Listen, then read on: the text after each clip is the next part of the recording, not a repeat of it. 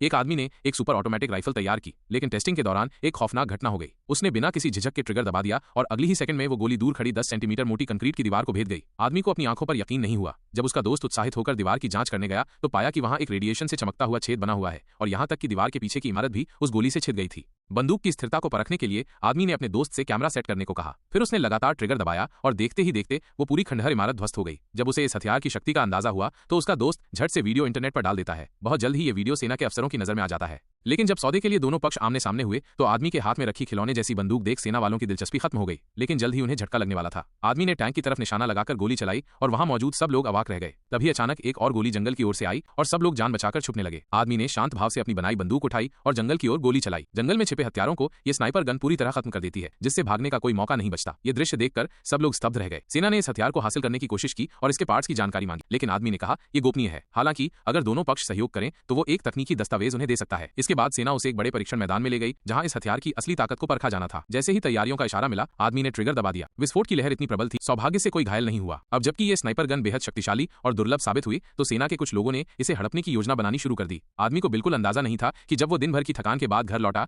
तो उसकी पत्नी और बच्चे अगवा हो चुके थे। अगवा करने वालों ने फिरौती नहीं मांगी बल्कि उस स्नाइपर गन की डिजाइन मांगी ताकि वो अपने परिवार को वापस पा सके। अपने परिवार की जान को खतरे में देखकर आदमी ने मजबूरी में सौदे को स्वीकार किया। जब वो तय जगह पर पहुंचा तो पाया कि अगवा करने वाले वही लोग थे जो कुछ दिन पहले सेना के उच्च अधिकारियों के मातहत थे। दरअसल उन्हें आदमी की शर्तें महंगी लगी और वे बिना कुछ दिए उसकी तकनीक चुराना चाहते थे। हालांकि आदमी को धोखा मिला, लेकिन वो फिर भी सौदा पूरा करता है और आखिरकार उसका परिवार वापस आ जाता है। फिर वो अपने परिवार को सुरक्षित कर अपनी दूसरी अल्टीमेट गन निकालता है। इस बार अवई अपने साथियों के साथ एक इमारत की छत पर पहुंचता है और वहां एक सिग्नल बूस्टर लगाता है। उन्होंने लक्ष्य साधा एक वाहन पर जिसमें दुश्मन सांप ब्याओ मौजूद था। पहले से ही उस गाड़ी में ट्रैकर लगाकर उन्होंने उसका पीछा किया। जैसे ही गाड़ी उनकी रेंज में आई अवई ने अपनी दूसरी जनरेशन की सुपरगन निकाली जो दिखने में एक खिलौने जैसी थी, मगर उसकी शक्ति पहली से कहीं अधिक थी। गाड़ी में बैठे लोग कुछ समझ पाते इससे पहले ही अवई ने ट्रिगर दबा दिया। अगली ही पल गाड़ी बीच से दो टुकड़ों में कट गई। फिर उसने एक और गोली चलाई और पूरी गाड़ी में आग लग गई। जबरदस्त विस्फोट के साथ सांप ब्याओ और उसका डेटा पूरी तरह राख हो गया। जैसे ही अवई जाने को हुआ एक अधिकारी पोपोले ने उसे रोक लिया और शक जताया कि वह खुद सांप ब्याओ के साथ मिला हुआ था। लेकिन अवई ने बिना घबराए जवाब दिया कि उसके पास तो बस एक खिलौना बंदूक थी और वो उस वाहन से कई किलोमीटर दूर था। यह सुनकर पोपोले का शक दूर हो गया।